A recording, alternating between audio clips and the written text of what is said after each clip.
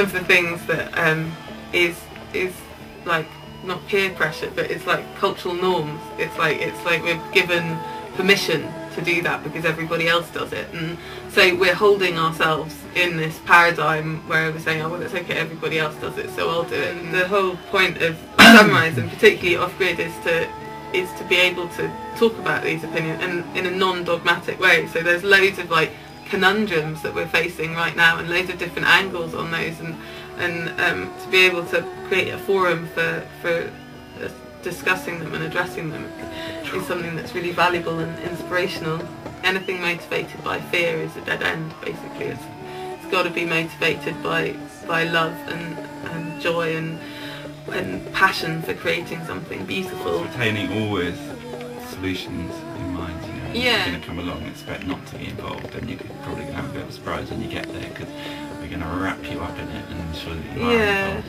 Voluntarily. Sunrise Off-Grid is for conscious collaborators and eco-pioneers to get together. So I would personally feel really good if we come out of it with a stronger sense and vision of community. And actionable actions that people can take back and start doing, like, yeah, come on, let's do stuff. We can all actually talk about the real stuff and have the community that supports each other in talking about that real stuff. Not just talking about it, dancing it and singing it and creatively expressing it and feeling it. What's really important at this time, and less of the blah blah and more of the get down to it. What people can continue with is their connections to each other. Like, there's millions of little things that we can do to inspire each other and change this kind of paradigm that we're in, and then, like, we can up it a level, we can engage it and get a bit more kind of, bit not serious, a bit more real about it. Well, the key to all these things, you know, is a sense of, is to overcome that fear that there's not enough of us, and that you're on your own in it, and that you're facing this massive thing, and it's too much weight to carry, and it's just too big projects and too much to change, and how can you possibly do it? And I think the best way we achieve that, you know, is to realise there's loads of people doing the same stuff or feeling the same thing and sharing in that experience. So I think we have to generate through our events and through the website and everything we do, that sense of togetherness, that sense of community, and that sense of sharing in the great mission. And Sunrise Off-Grid is going to hopefully be, for the kids, just a lot more participatory and educational, and really just trying to integrate all of this, our ethos, into actually what we're teaching our kids, who are going to be obviously the next generation, you know, to come and do their thing in this world. So we're going to have lots of different workshops and talks on nutrition and superfoods, and really just how to nourish themselves a lot more creatively in such a challenging world at times. We need to politicise the spiritual people and spiritualise the political people, so we all need to kind of focus in on what we're trying to achieve. Mass spontaneous games that broke down barriers between people, which was really amazing to see. Or going into a space and everyone collectively laughing, that's cuddles. Off-Grid is about community, self-responsibility, inspiration, empowering people to direct their lives and to be sustainable and learn new skills and network and new tools for doing that. Collective experience, participation. It's driven by our passion to do Off-Grid, what we're passionate about and what a lot of people are passionate about. It will present choices for you. You could delve very, you know, you could touch on lots of things, attend workshops here and there, you know, delve into a workshop and leave and go to another one, and kind of take it like that. You know, experience is totally open to people there, and spend most of your time in the chai cafe drinking chai, listening to music. That's there. But also what it offers is the opportunity, if you choose to go much deeper into 1, 2, 3, however many subjects. Off-Grid will be our mini state. The state of the imagination, and everyone will be the imaginatives. What Off-Grid is actually about is about highlighting the alternatives, and also bringing those into play in workshops and how to make your own solar panels. It's about very much people taking part in creating their own future. It's about living it, and you know, when people live something, then it's much more real for them. Experience, it's a teaching, it's a learning environment. It's a place where we as a community can come together and express ourselves. where we're at this time as a species on this planet and what that means, and to be able to explore that a little bit in a more intimate setting. We want to have that conversation at Off-Grid and help inspire each other on what we can do in terms of the way we live and how we are and who we are. If everyone in the world lived like the people in Somerset do, we'd need 3 planets to take what we consume, which is quite a scary figure. And if you think of the things like we've changed this planet more in the last 50 years than in the last 50,000 years, it's quite massive where we are now, and it's quite a unique position, and we haven't got much precedent for it. And so it's like times are changing fast, and there's a lot of things that we need to be talking about. It's that far more interactive experience, far more participatory, less audience driven, more there is no audience. It's about where people are at on a grassroots level, where we're at. We want to try and encourage that conversation and encourage those connections to be made, because that's the most inspiring thing about gathering together, isn't it? It's like the connections that people make, and they carry those on. The essence of the transition movement, you know, which is actually about the joy of making the transition. It's not about where it's going, it's not about the final destination, it's not about the fear of all the things that could happen. It's about taking the pleasure in changing to a more sustainable future. Workshops on the transition between being a kid and being an adult, and a lot more communication on that front. Off-Grid is all about transition. We're going to have forest schools and survival and how to build various things and how to build fires, and how to work together to create things. And we're going to have different storytelling and really merging the ancient traditions with young people in the modern age, and how those two things can kind of come together and hopefully work really well, and we can really create a lot of magic there and get people really into what the ancients have to teach us. So storytelling and myths will kind of provide an awakening, I think, for a lot of young people. Puppet workshops and creativity, kite making. Across the board, Sunrise has always tried to promote that message. It's about solutions, it's not about problems. The next step is building year-round communities. To make it really accessible to people with the ticket price, so that people get to choose. If they've got a lower income, they get to choose a cheaper ticket price, and there's no enforcement of that. It's entirely up to what people want, because we're trying to make it that it's about people really taking responsibility for their community and the world that they're creating.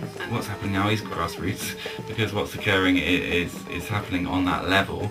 Actually, it's going to change anyway. The leadership will naturally have to change because it's being led from below. Everything's evolving. The way our culture has behaved to this planet and its attitudes towards it, like its attitude towards nature, there's something savage and something to be dominated. And it's also going to be very much about the family, so it's going to be an amazing festival to bring the kids to, have them experiment with this new way of living, bringing them into working on what will be their planet, what we will hand over to them. How to incorporate the natural wisdom into our lives. It's about what we can create together and the amazing potential for people on this planet, and the technology is there and developing still, and the skills are there, and everything is there, and all we need to do is get a little bit more dynamic in what we're trying to create on a grassroots level. And I passionately believe that's where the change comes from now. It's passé that it's top down, that it's kings and hierarchies and priests, and it's like that's an old paradigm now, and it's about everybody really co-creating what they want to, where they want to live, how they want to live, and there is so much potential for that. And I think it's an illusion and a glass ceiling that you can't change, and that the politicians are doing it all and it's all bad. Because from our relationships with local government, there's huge potential for what you can do, and communicating in the right language, what you can achieve. And we're all really on the same page now. It doesn't necessarily have to all be destroyed, either. We don't all have to start living in mud huts and not have running water.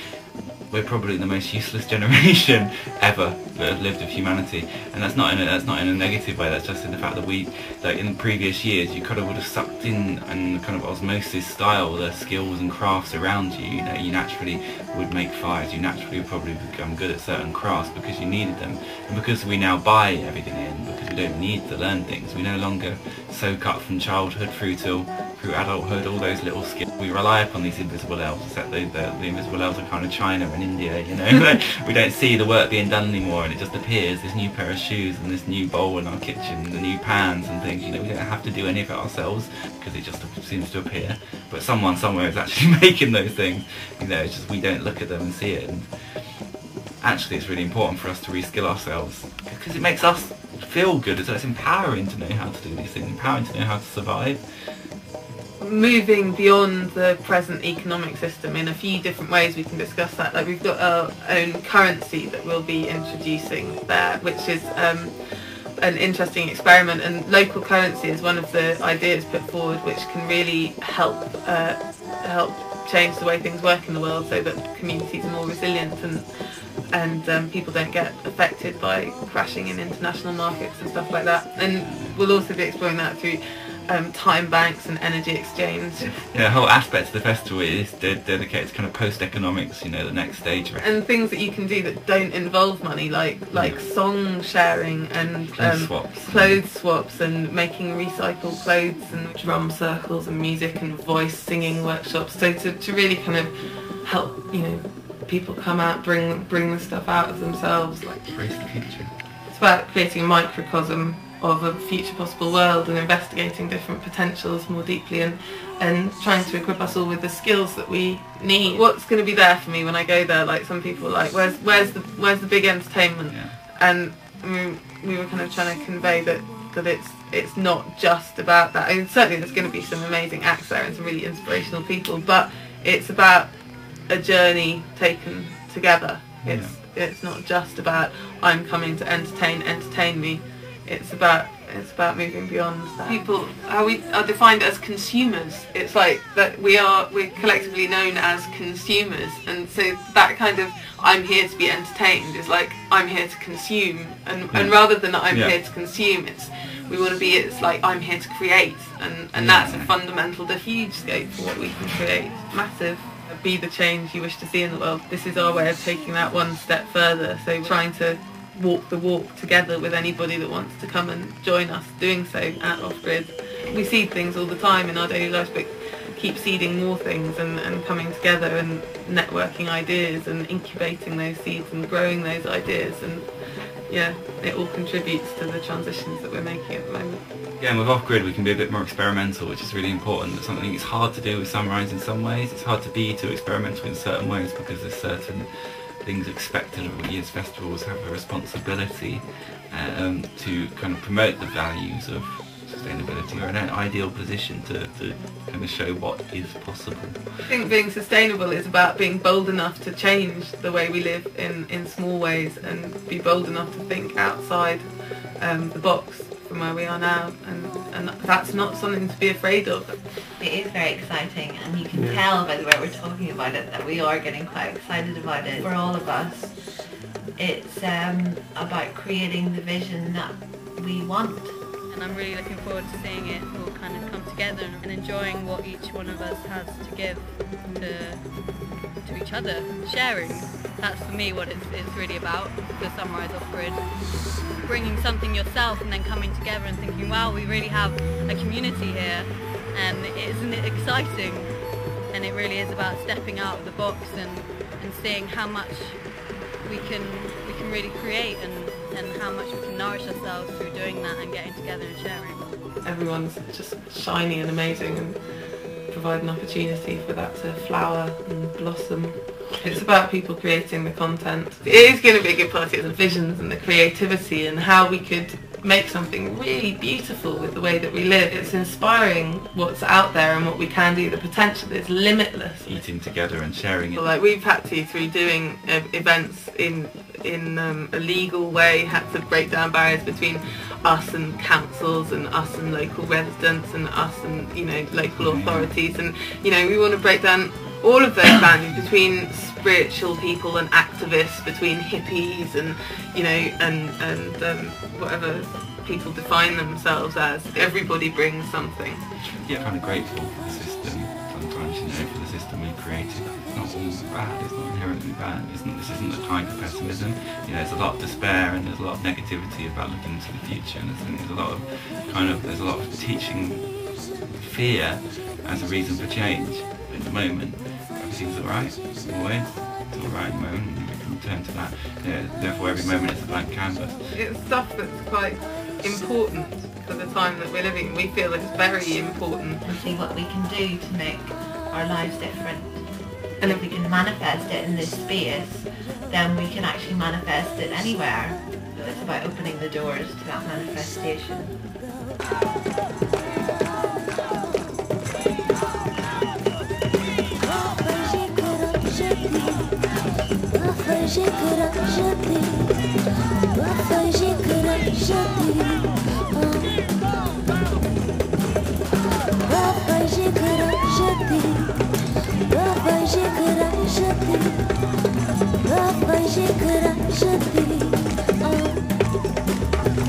What is your